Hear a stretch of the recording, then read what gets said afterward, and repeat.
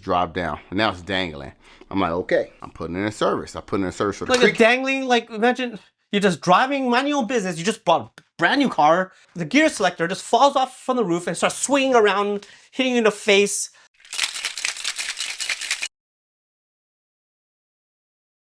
What's up, guys? This is Alan again, back with another video, and you have to check out this video. It's this Cybertruck owner, you know, the new Tesla Cybertruck.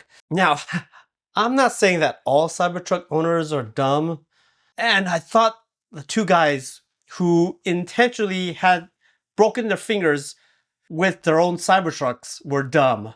So let's check this out. Okay, let's take a look at the name of this video. From the bad to the worst problems after 1 month of ownership. It sounds like it's going to be a negative review of the car, right? I'm going to, spoiler alert, he actually thinks this is the best car he's ever bought.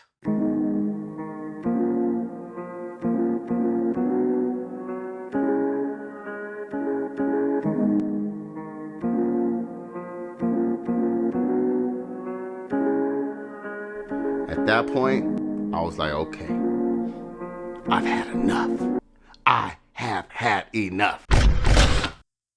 Remember, this is a positive review of the Cybertruck. Now, I already know you're expecting me to take off this Cybertruck owner shirt and burn it, right? Like when LeBron left. Also, you get a free t-shirt for buying a car. I've actually never heard of that before. Like, how much of a cult following does Elon have that they actually have their own t-shirt for a car and proudly wear it? Yeah, remember, this is a positive review of the Tesla Cybertruck. Right? Like when LeBron left Cleveland. I expect that. Let me just let you know, there's 3 different camps here. So let's see what's up. I wonder, which camp are you in? Huh? Let me know in the comments, because people have been doing that already. So you let me know too. Camp number 1, the people who are saying it's garbage, it's trash, he's a fake Tony Stark, he's a scam artist. No, this is not an opinion. This is, if you look at these earlier presentation of the Tesla Cybertruck, none of the numbers presented, they have not met any of these numbers that they claim that it will be. The price point, it almost costs twice. I think he said it was like 40,000 as a starting price. We now know that's not the case. The towing capacity does not meet what the towing capacity was claimed during this presentation. It's not bulletproof. We've seen it rust in the rain. The range did not meet what was claimed in the presentation. So on paper, it didn't meet any of the expectations. The only thing that it met was like the drag coefficient. Tesla suck, quality control, blah, blah, blah, blah, blah, blah. Then there's camp 2. Just be happy you got one. People are waiting. You're one of the first 2,700 in the world. Yeah, the first 2,700 idiots, even after they, like even before this car came out, the numbers during the testing did not meet any of the presentation numbers. Like off the bat, I would have withdrew and they're like, hey, I thought it was supposed to do this acceleration. I thought the towing capacity was supposed to do this. Like it did not meet any of those numbers. That should have been red flag that you got duped. Enjoy it. Quit complaining. And then there's people like, how do you enjoy being tricked? Let's say there's in the future, whenever this, you know, a PlayStation 10, they said it's going to run this, and these are the specs. You're on the wait list with 2,000 to 3,000 people. You're like, yay, I pre-ordered this thing. 1 week before it comes out, all these independent journalists ran these bandwidth tests, and none of them was even close to the specs that they claimed. All the years of waiting, and the reality did not meet any of the expectations, of your expectations.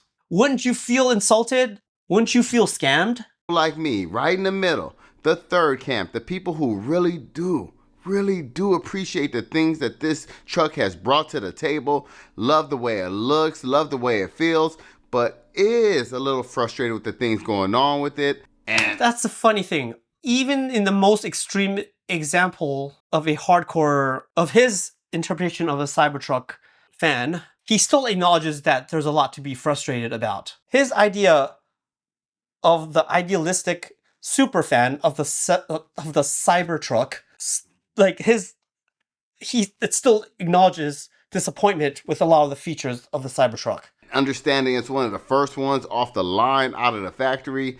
If you've done your research, you've seen that the first Model 3s that came out, trouble. The first... Every single model of Tesla has been recalled. Remember back in the day when like a Toyota Prius got recalled, it was on the news? And that was just one model. And that was on national news. Everyone was like, oh my God, Toyota did this, Ford did this. No, but this Tesla, every single car they released was recalled at one point. That is not a good track record. Model X's that came out, trouble. The first Model S's, and so on and so forth. And I understand that as an early adopter, but it is still frustrating. So it's not just frustrating. You have to, if you have a car brand that repeatedly makes these kind of mistakes and don't learn from it, that's a red flag. You owe no allegiance to this company. Why are you frustrated? The person who's frustrated should be Elon Musk. Like, he doesn't even seem to care.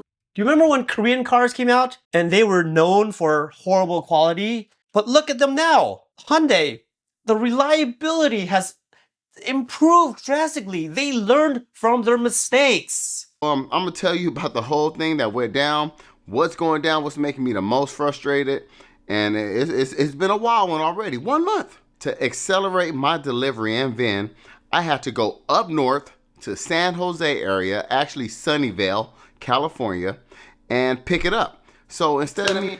Now this is very, very strange. You bought this car and you have to pick it up? Me waiting, and I got it at least a month and a half early by doing this. I called up there and they said, hey, we got some up here. We're gonna give you a VIN number as soon as we can. Bam, they give me a VIN. No, that's... Who the heck buys a car without test driving it first? This car wasn't even made. They don't even have the VIN number. He's willing to fly and pick up the car that during this phone call where they told him they will have one ready. Like, this car theoretically wasn't even born yet. I'm like, whoa. Then next thing you know, we turn around, I call them back and say, hey, how do I schedule an appointment? They say, oh, right here. Bam, I scheduled an appointment for 3 days after that. We flew up there, whole family, flew up to San You flew your whole family for a car that you don't even know existed yet. You don't even know what it looks like. And you're willing to take your family to this. Like, why aren't you going to pick this car up by yourself? If you're so enthusiastic about this car, don't drag your whole family to this. So many of them were just waiting. It took them a while to clean Look it. how dirty those are. This is a lot. Don't you think they'll clean it up before they show it to people? Right, I was there for a couple hours, met my boy, Ryan from the Kilowatts. You know, in the hoopla, the excitement. How do you have such a fan base of a car that nobody has driven yet? And again, this is the reviews of the car already show that it did not meet a lot of the expectations. The price was not as claimed. The range of the battery was not up to specs. The payload, the towing, like and the F-150 does not cost as much. You know, in the hoopla, the excitement of getting a truck, I'm like, I'm gonna check a little bit here and there. I didn't go through a whole delivery checklist, but I asked Ryan, I said, hey, yo, can you take a look for me? Because, you know, I'm floating high. So you don't so some random internet dude is gonna scope out his car for him? Like, again, don't buy a car without test driving it. Correction. Yes, if it's a Ferrari or something like that, they're not going to let you test drive it. But you didn't even see this in person yet, and you already committed to buying it? When he made that phone call, the VIN number wasn't even available yet. How do you know the car's even done? Like, did they finish assembling, or are they going to put in the last bolts as you step into the lot?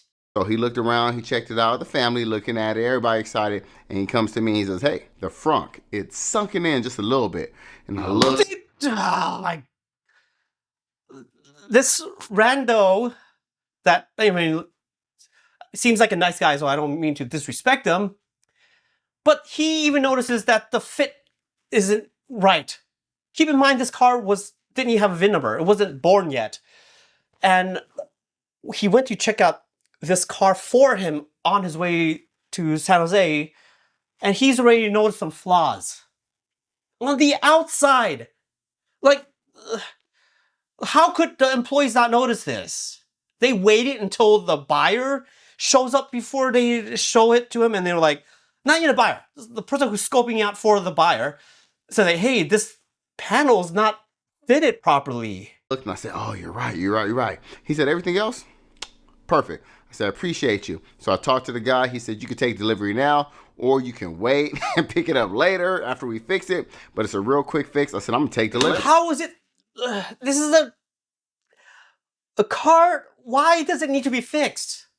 Why did you have to tell the dealership about this panel not being fit properly?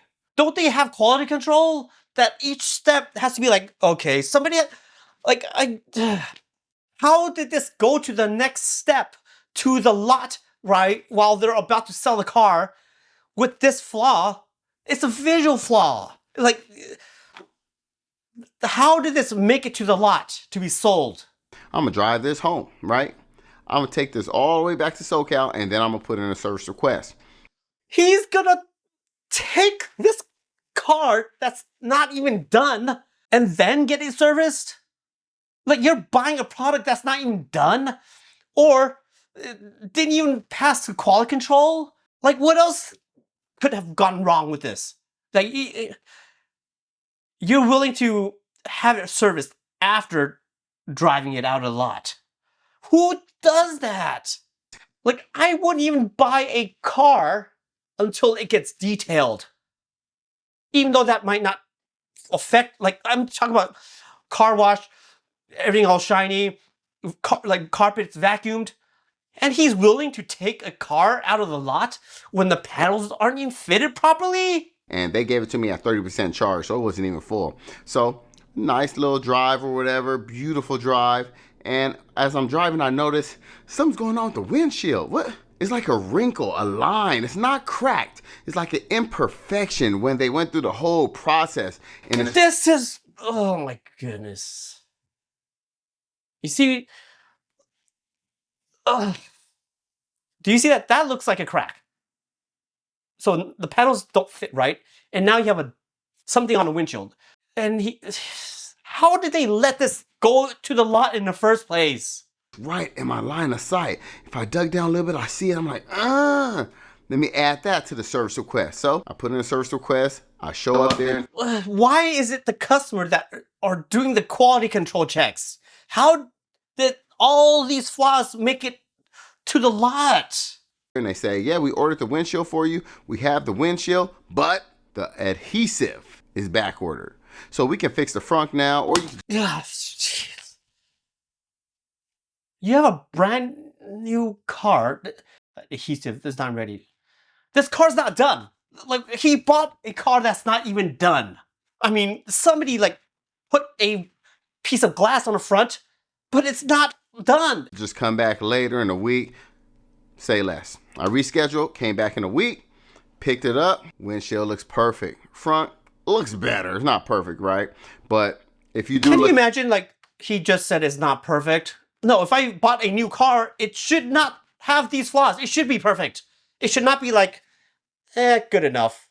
This is not even a used car. This is a brand new car. And he's like, good enough is good enough. Picked it up. Windshield looks perfect. Front looks better. It's not perfect, right? But if you do look at a lot of them in the lot, they all pretty messed up. But anyway, it looks good. Do you hear what he's saying? So it's like, oh, it's not that my car is a lemon. It's okay because they're all messed up. Like, he's literally saying that he can see that all the cars in the lot ready to be sold to customers, they all look like crap. So it's okay that mine looks like crap too, because they're all like that. Good enough, right? It looks good enough. So I'm happy, I'm satisfied. A couple of days later, I'm driving it, and as I turn, I'm starting to hear little creaks, right? I'm like, damn, what is that? Where is that? So I had my wife sit in the back. She's trying to investigate. She said, I think it's coming from the center console. I'm like, okay. I sit in the back. I try to listen a little bit. I'm like, yeah, I hear that creak, and it's getting worse. And it's getting worse. It's getting worse. So I'm like, oh, man, okay. So I'm going to have to put this in too now, right? What can I do? I look on the forum. Somebody said put some foam underneath at the bottom. So I went ahead and did that. And it made it better. It worked. You should not. You should not have a rattling noise when you're driving a brand new car, and the way to fix it is by putting a styrofoam gasket to suppress the sound. Why is it rattling? It should not require you to Mickey Mouse your own fix to it. Like, where's it coming from? For a minute, right? And it messed up again. I'm like, all right, so I'm putting in an order anyway. So I put in an order for that. All right, I'm driving to work. It's sunny. I'm pulling down the visor. Next thing you know, ka-chang, ka-chang. This gear selector at the top, it just dropped down. I'm like, first of all, why would you? The fact that the gear selector is on the roof, it makes no sense. And it falls off while he's driving? Why is this happening on a brand new car?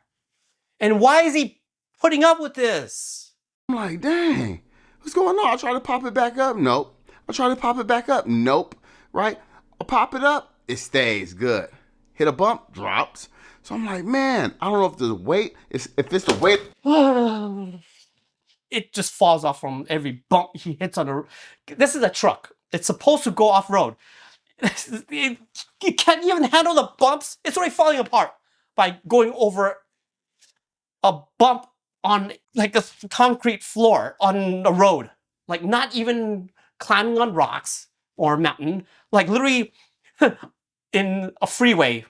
That a little bump on the freeway causing the gear selector to fall off. Of the magnets or what? But I'm like, man, let's try. And he has this on film. I mean, like you'd have to.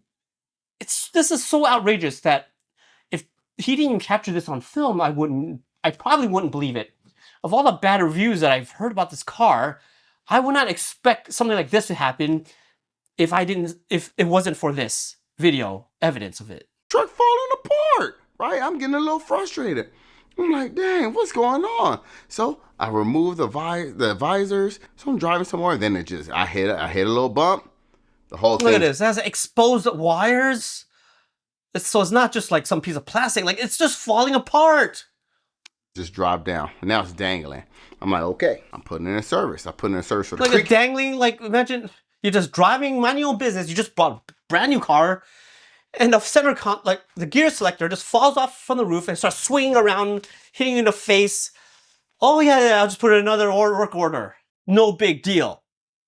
I put in a service for the top gear selector. And now I'm just frustrated. And as I'm now slightly annoyed. And keep in mind, this is him driving the car out of the lot. Put that in, I realized, recall, we got a recall. Right, we got a recall now. So everybody's thinking like, oh. This is 2 months ago. So this doesn't include the other recalls that happened recently. What's going on? Right? You heard about the pedal. Calm down. Mine was good, I thought, right? I thought it was good, right? I mean, 19 people hit me up. I'm exaggerating. 9 people hit me up the same day. My mom, my dad, my homies, people. Can you imagine? Do you remember this article on how this guy's accelerator pedal came out and got stuck and it just kept on accelerating? This person personally knew 9 other people where this happened to. And there's not a lot of Cybertruck owners. He personally knew 9 people who had this issue. So it's not even a one-time thing. It happened to a lot of people. But the best part about that whole thing, they were fixing a recall. They were putting that rivet right in the accelerator pedal, right? So I'm like, I'm excited. Yeah, do me next. That's the thing. Like the rivet on the accelerator pedal. Oh, just a simple fix. How do you miss such an important part? They don't have a checklist on what before they move to the next step in the assembly line. A friggin' rivet. Like even on an IKEA furniture, you don't go to the next step until you put all the bolts and stuff where it should go before you go to the next step.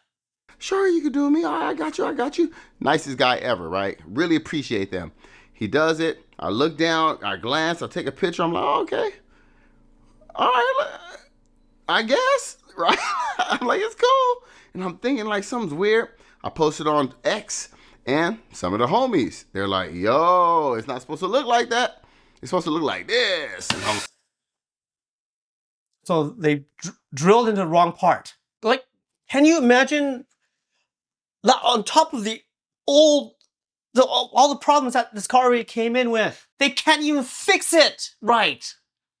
So it was made wrong to begin with, and now the people fixing it aren't even trained properly. I'm trying to open up the trunk. It won't respond. Now, I should backtrack a little bit. This issue did happen about a couple weeks ago when I was showing off the truck to my cousin. You might have some chicken, some groceries in that trunk, and you're trying to take it out of the hot sun to put in your fridge. The trunk won't open. No big deal, right? You just did a Costco run, you have a bunch of meat in the trunk, and your trunk won't open. Car enthusiast cousin, so he's all about vehicles, trucks. He has a Raptor, his BMW. He has all kind of cars, right? And I'm showing him all around. I'm trying to pop the tailgate.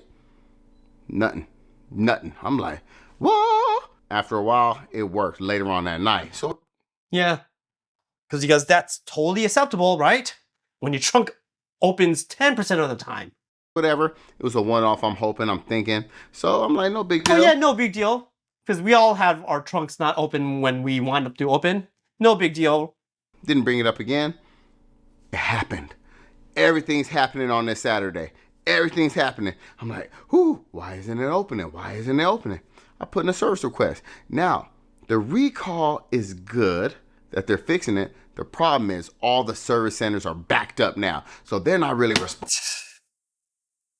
Yeah, a great product where there are so many problems with this car that they're all full. Sign of quality, right? They didn't give me a date. I'm getting frustrated, right? I head back to Tesla Long Beach and they hooked it up. They fixed it. They did a temp fix. That's not a hook up. They were obligated to fix it. You should not have to go out of your way to get your car to do the basic tasks that every car can do. I've driven cars my whole life. I never had an issue with the trunk not opening. On my accelerator pedal, the problem was it was sliding up, so the rivet isn't where it should be. The pedal's too high, so they knocked it down. They punched a hole in it, another hole. There is a hole at the original hole at the bottom. They're gonna order me a new part and they're gonna fix it. Whatever. Oh yeah, that's not a big deal. They just punched a random hole in the wrong place. They'll fix it. Yeah, it might be covered, but you now have an extra freaking hole in your brand new car. Whatever. I'm just happy they did right by me. Next thing is, he looked at my center console, not my center console, my gear selector, and he fixed it. So I'm like, whatever y'all did, salute. I appreciate you, right? I know y'all can't mess with this trunk right now, though. He looked at it. He said, yeah, sorry about that. You got to send that in. They did.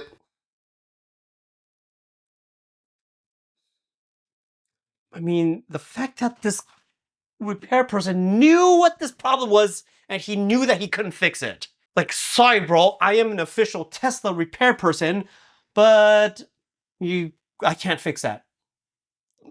Like, a trunk. They just hooked me up real quick because it was late and they knew it was a safety concern. Stop saying they hooked you up. Fixing your car is not getting hooked up. They're not doing you a favor. You should not have to go out of your way to tell them to fix this. It's not your job. You paid for this car. It should not require you to do more work after you bought it to fix these things that shouldn't have happened in the first place. I'm like, okay, the front, whatever, it won't open. I can use the two little red safeties, right? I can pull the safeties out and make it work. Oh yeah, no big deal. There's this emergency feature that, when people get kidnapped, they can pop open the trunk. I'll use that. No big deal. All right, whatever. But I'm frustrated, man. I'm at Carl's Jr. The guy at the window says, hey, these are bulletproof, right? I'm like, yeah. He said, but they not really. I saw somebody shoot it. It went right through. It's dangerous, man. Don't believe it. At that point, I was like, okay. Yeah, they're not bulletproof. That presentation where Elon Musk threw that softball and it cracked the window, there's rumors that the Tesla employees hated him so much, they all played a prank on him and told him that it was bulletproof, and they actually wanted him to embarrass himself. And till this day, it's still not, it's not bulletproof. The hate is overwhelming. And I don't really care about people online hating because, you know, you online. But he just felt the need to tell me that the truck is not legit. My family members telling me it got all... It is not a random Carl's Jr. employee telling your car is not legit. Like I said, Tesla's own website posts the specifications, and they do not meet the specifications that Elon Musk has stated. Every other number did not meet the expectations of that they set themselves. all these problems. And I'm having these problems. So I'm feeling really overwhelmed, right? I'm feeling bad. Oh man, my wife, I'm telling you, she put me in a good place. She was like, you know what? This is your dream vehicle. You wanted it. She talked me back down. She was like, you know what? You knew coming in they were going to have issues. You knew that. Yeah, he did mention that, every single car, Model S, the X, and they got it recalled. But come on, a car being driven out of the lot, like the dealership should not have allowed this car to be driven out of the lot.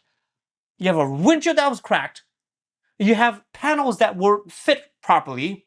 These should not even have passed the visual inspection. And he knew this. He was the one that spotted them, and he was willing to drive it out of the lot, despite knowing this.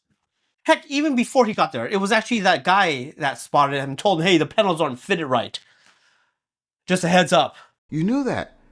And yeah, they're unfortunate. And yeah, some suck. But you got your truck and they're going to fix it in time.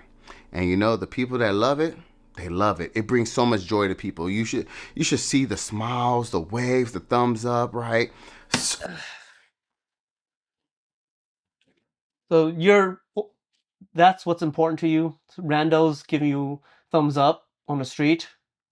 You're willing to pay the price of safety, paying the price of your own wallet, going through the time-consuming hassles of calling the repair shops. You're willing to put that up just to get thumbs up from randos? So many people love it. And that makes me feel good. But also the balance of life, right? The balance of nature. So many people hate it. Right? So many people hate it for whatever reason. But whatever, right? For whatever reason? You just listed a bunch of stuff that is totally unacceptable. Like, I would not buy a used car if I couldn't even open the trunk. I would not buy a used car when the gear selector isn't even connected to where it's supposed to be. And this is a brand new car that is not cheap. That's the balance of life that comes with it. But I'm like, you're right. And I appreciate her and I love her. And she, thank you, baby. After that. Who makes the financial choices in this family? Like, I'm curious. Who makes the financial choices in this family? Outside of owning a house, like a car loan is the second most common form of debt in a household. Like, you're willing to you're willing to tolerate this? This is money that you're taking away from your family. You know, I get home, I'm feeling much better. I'm like, you know what? Oh, hey, look at that. I got the tailgate working again. I'm feeling good. I get home from the store. The tailgate opens by itself. It just drops. Oh, yes. It opens when you're asleep in your room because nobody's going to steal your stuff that's in your trunk. It just magically opens when it wants to. It keeps it shut when you want it to open. Like, this is insane. How come it does this? What's going on? I went back and I closed it, right? I go back in the house, dropped again.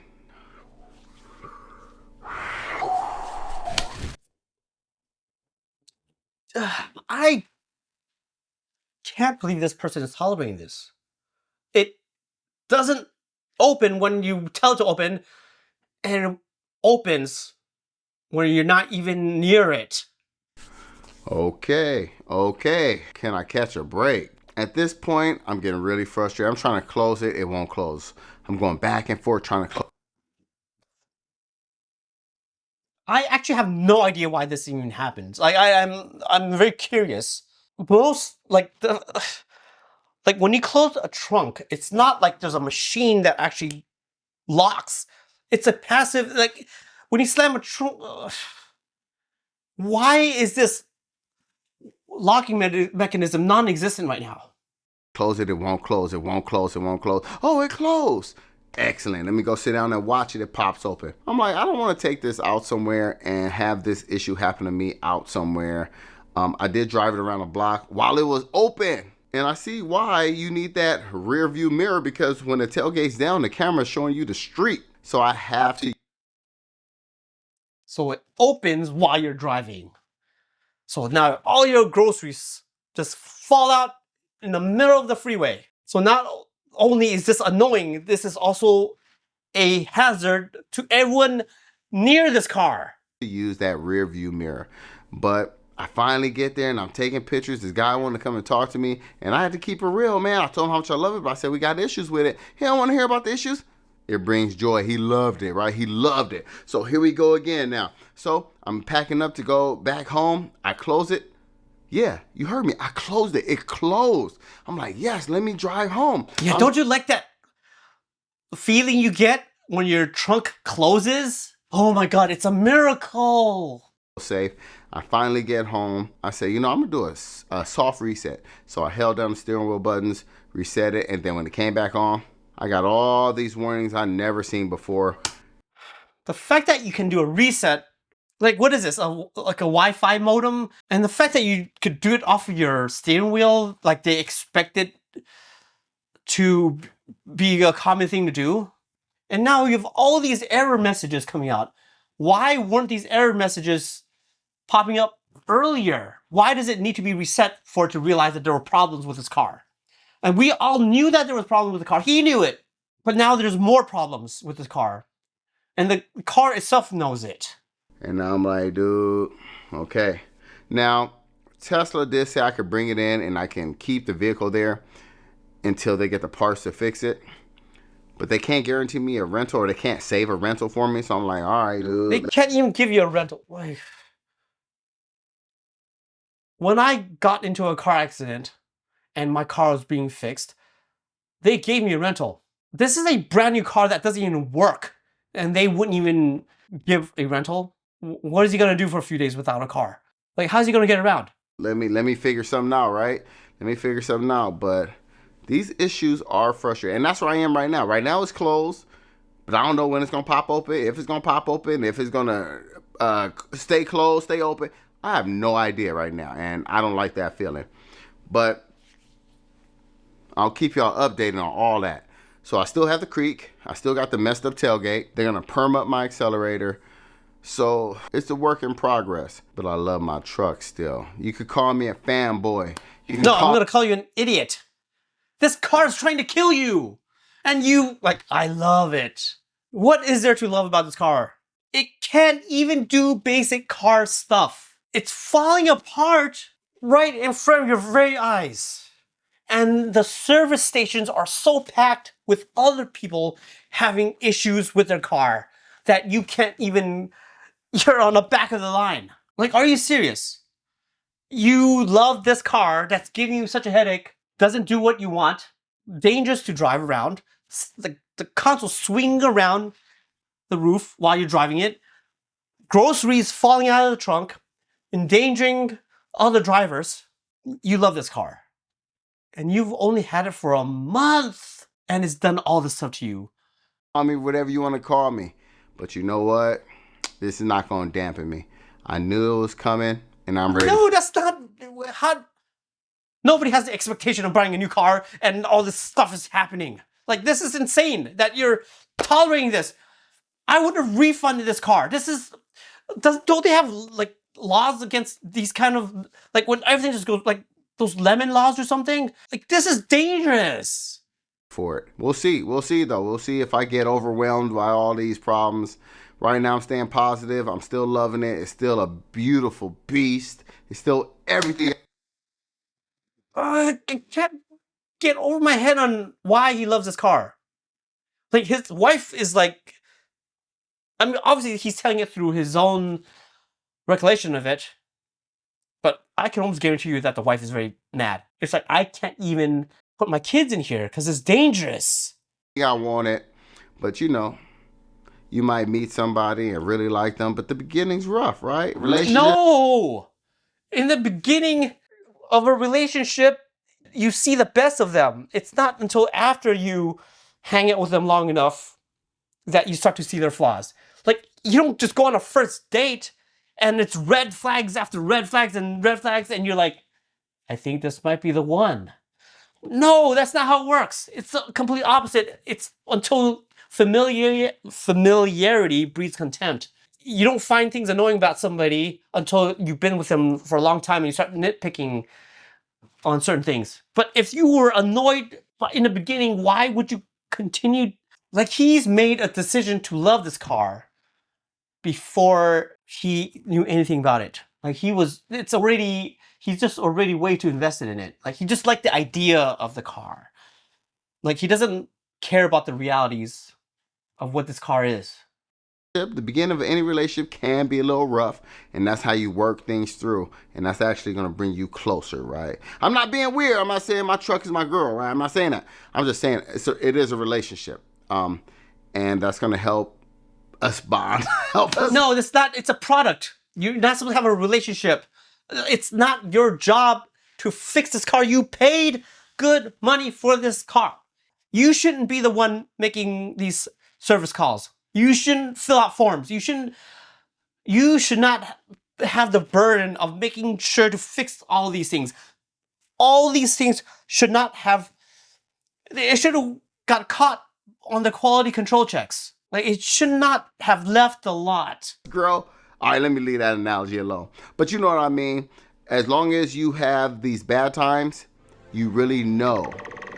You really can't. You haven't described any positive thing about this car. You're talking about everything you said about was the bad times. What good times besides that 1 5-second part where you talked about how people were giving you a thumbs up? Besides that, what good times have you had with this in the first month that you've had this truck? Hey, if you enjoyed that, don't forget to check out these other videos as well. And please leave in the comment section what videos I should react to next. And if you haven't done so already, don't forget to like and subscribe. And I'll see you guys on the next one.